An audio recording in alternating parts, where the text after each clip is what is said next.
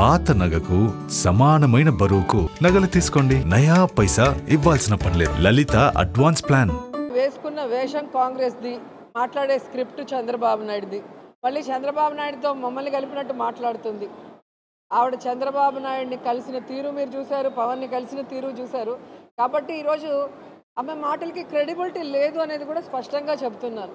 రాజశేఖర్ రెడ్డి గారి బిడ్డగా ఉన్నప్పుడు ప్రేమ అభిమానం ఉంటుంది రాజశేఖర్ రెడ్డి గారి అభిమానులకి. ఆమె తెలంగాణలో పార్టీ పెట్టినప్పుడు జాలి ఉండేది, పాపం ఈవిడ ఎండల్లో తిరుగుతుంది అనే ఉండేది. కానీ ఎప్పుడైతే ప్రజలు అసహించుకునే కాంగ్రెస్ని, ప్రజలు తరిమేసిన కాంగ్రెస్లో చేరి ఈ రాష్ట్రానికి మంచి చేస్తున్న వైఎస్ఆర్ కాంగ్రెస్ పార్టీకి నష్టం చేకూర్చాలనుకున్నప్పుడు షర్మిల మాటలకి అర్థం లేదని కూడా ఈ సందర్భంగా తెలియజేసుకుంటున్నా.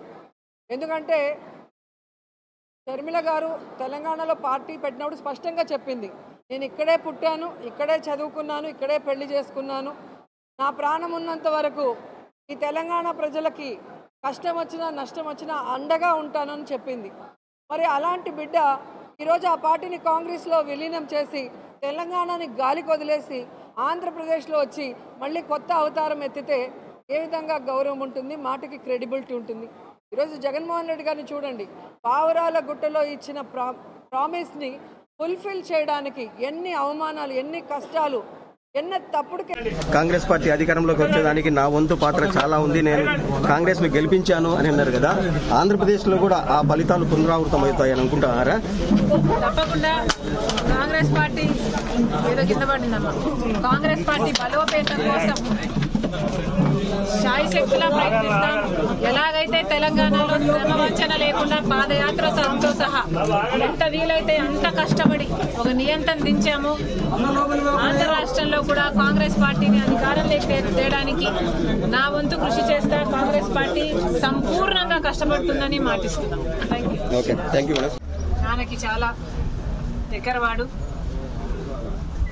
నాన్నతో కలిసి పనిచేసిన వాడు, ఎన్నో సందర్భాలు. I'm sure they have many experiences together. అంతేకాదు డిఎల్ రవీంద్రారెడ్డి అంకుల్ గారు బేసిక్గా కాంగ్రెస్ మనిషి.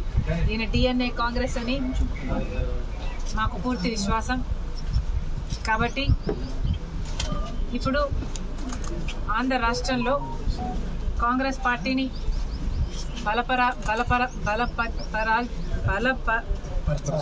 బలపరచాల్సిన అవసరం ఉంది. Very sorry. కాబట్టి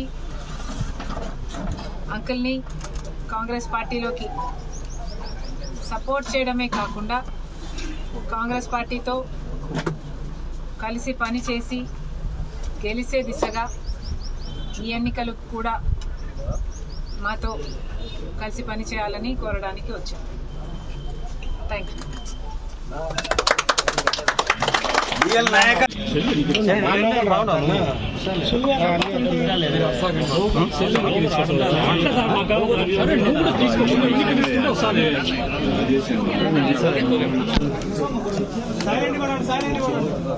ఈరోజు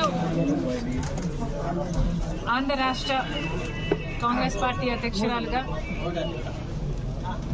కాంగ్రెస్ పార్టీని బలపరిచే దిశగా నేనే కాదు, యావత్ కాంగ్రెస్ పార్టీ నాయకులు, కాడరు సమావేశాలు పెట్టుకొని ప్రతి జిల్లాలో వాళ్ళని మోటివేట్ చేస్తూ కాంగ్రెస్ పార్టీ రానున్న ఎన్నికలకు రెడీ అవుతుంది. ఎలక్షన్లకు అతీతంగా, పార్టీలకు అతీతంగా రాజశేఖర్ రెడ్డి గారు మంచి మనిషి, మంచి మనసున్న మనిషి. కాంగ్రెస్ పార్టీ నాయకుడిగా ఆయనకున్న స్నేహాల చేత ఎంతో మంది తన దగ్గరగా, ఎంతో మంది తాను దగ్గరగా ఉన్నవాడు. అలాంటి వారిలో ఒకరు.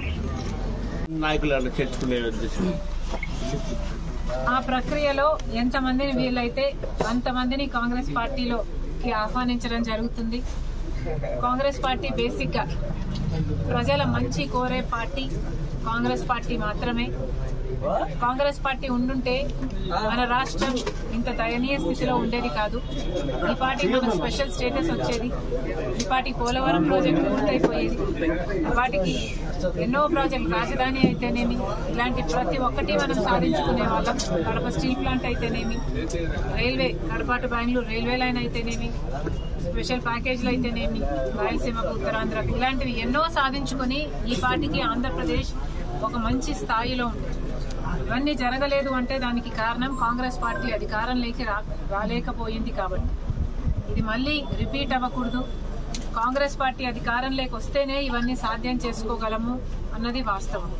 ఇప్పుడున్న ప్రభుత్వమైనా, పాలకపక్షమైనా, అటు ప్రతిపక్షమైనా ఇప్పుడు మొత్తం అందరూ బీజేపీతో కుమ్మక్కై, బీజేపీకి బానిసలై, బీజేపీకి కనిపించని పొత్తులు పెట్టుకుని బీజేపీకి మద్దతుగా నిలుస్తున్నారు.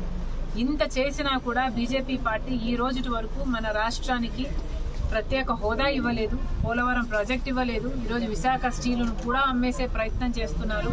ఇలా ఒక్కొక్క ప్రాజెక్టు మనకి రాకపోగా ప్రతి విధంగా మన రాష్ట్రాన్ని దిగజారుస్తున్నారు.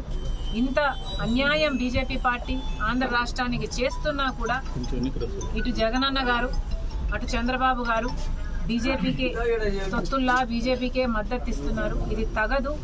బీజేపీ పార్టీ మన రాష్ట్రానికి ఏమి చెయ్యనప్పటికీ కూడా ఎందుకు ఆంధ్ర రాష్ట్రాన్ని బీజేపీకి కట్టబెట్టారు, బీజేపీకి బానిసలుగా చేస్తున్నారు, ఎందుకు బీజేపీ పార్టీ కైవసం చేశారు ఆంధ్ర రాష్ట్రాన్ని? ఆంధ్ర రాష్ట్ర ప్రజలకు సమాధానం చెప్పాలి. ఇది ఇలాగే కంటిన్యూ అయితే చాలా ప్రమాదం. మన బిడ్డలకు ఉద్యోగాలు రావాలన్నా, మనకు రైతులకు రుణమాఫీ జరగాలన్నా, వ్యవసాయం మళ్ళీ పండుగ కావాలన్నా, మనకు విభజన హామీలలో ఏ ఒక్కటి నెరవేరాలన్నా, అన్ని నెరవేరాలన్నా కాంగ్రెస్ పార్టీ అధికారంలోకి రావాలి. సునీతమ్మ, మీ పార్టీలో